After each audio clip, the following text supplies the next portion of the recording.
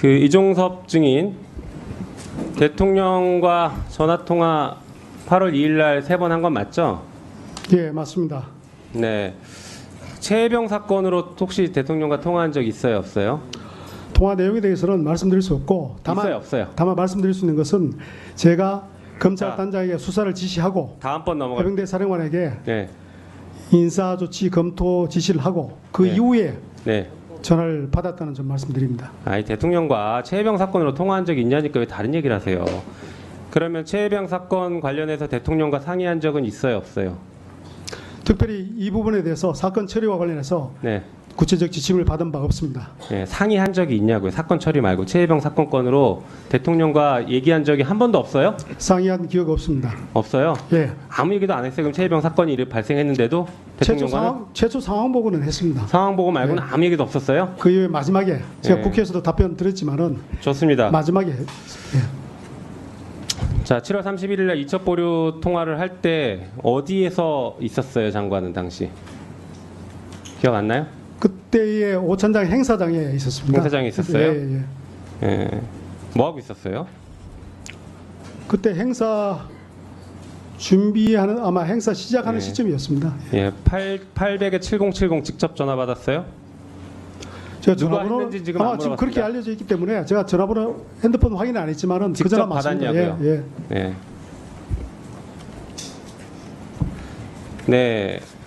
자, 볼까요?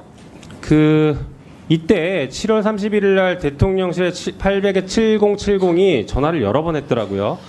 보니까 이 전화가 국토교통부 장관 비서관에게 4번 전화를 했어요. 10시 21분, 30분, 32분, 49분.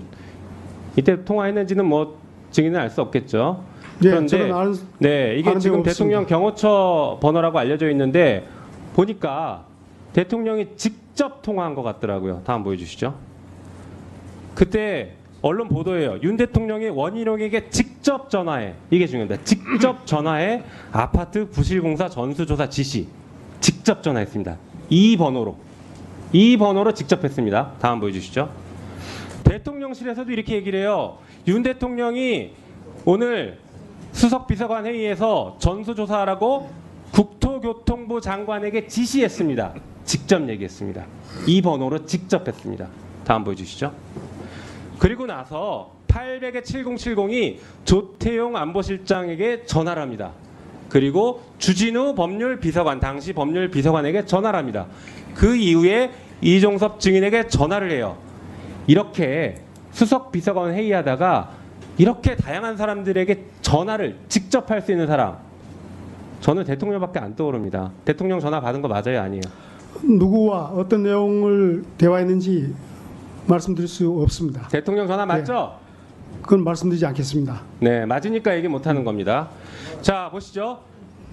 이때 전화 받고 얼마나 당황했는지 대통령과 168초 통화하고 끊은 시간이 11시 56분 52초예요. 그런데 그 옆에 있던 박진희 보좌관, 옆에 있었죠, 그때? 옆에 없었어요? 예, 그때 해병대 사령관한테 전화할 때 있었습니다. 옆에 있었죠? 예, 증인 그렇습니다. 옆에 있었죠? 예. 자, 8초 만에 해병대 사령관에게 전화해서 오늘 브리핑 취소시키고 이첩 보류시켰어요. 이거 얼마나 급했어요? 이때 본인 당황했습니까? 겁먹었습니까? 당황하고 겁먹은 적 없습니다. 그럼 왜 이렇게 빨리 지시했어요? 원래 제가 군사보좌관하고 대화를 하면서 네. 그 문제를 가지고 이야기를 하면서 이동을 했었습니다. 아, 그래서 원래 8초 만에 전화가- 이렇게 지시를 했습니까? 원래 자, 다시 한번 묻겠습니다. 대통령실이 보니까 그날 대통령은 원희룡 장관에게 직접 전화했어요. 이날 대통령이 증인에게 직접 전화한 건 맞아요, 아니에요? 제가 누구랑 통화했다는 건 말씀드릴 수 없고 네, 여전히 얘기 다만 못하죠. 됐습니다. 이첩 보류 지시를 한 배경은 다음 됐습니다. 기회에 말씀드리겠습니다. 네, 다른 거 물어볼게요. 자, 임기훈 비서관 잠깐 나오세요. 이때 7월 31일 날 혹시 안보실 회의에 배석했습니까? 예, 네. 배석했으면 대통령의 지시 같은 것들이 증인도 다 들었어요? 대화 내용 다 들었죠? 대통령이 주관하는 수석비서관 회의 내용은 제가 말씀을 드릴 수가 없습니다. 아니 들었냐고를 물어보잖아요. 증인 못 알아들어요, 제 말을? 들었어요, 못 들었어요? 얘기하는 거는 예, 들었습니다. 들었죠. 자, 대통령이 회의하면 녹음합니까, 안 합니까? 더 이상은 말씀을 못 드리겠습니다. 녹음 증인 대통령 기록물법에 있어요. 녹음합니까 안 합니까? 그건 국방비서관으로서 말씀드릴 수 있는 사안이 아닙니다. 녹음합니까 안 합니까? 그 부분은 제가 잘 모르겠습니다. 네, 그거 모르신다고요? 가서 한번 확인해 보십시오. 모든 대통령실이 다 녹음하고 있어요. 그리고 들어가세요. 자, 이종섭 증인, 진짜로 최혜병 사건 관련해서 대통령과 얘기한 게 없어요? 상의한 게 없어요? 대통령 경로했어요, 안 했어요? 대통령이 증인한테 질책한 적 있어요, 없어요? 제가 뭐 대통령 경로라든지 사단장 빼라라든지 이런 것은 사실이 대통령이 아닙니다. 증인에게 질책한 적 있어요, 없어요? 없어요?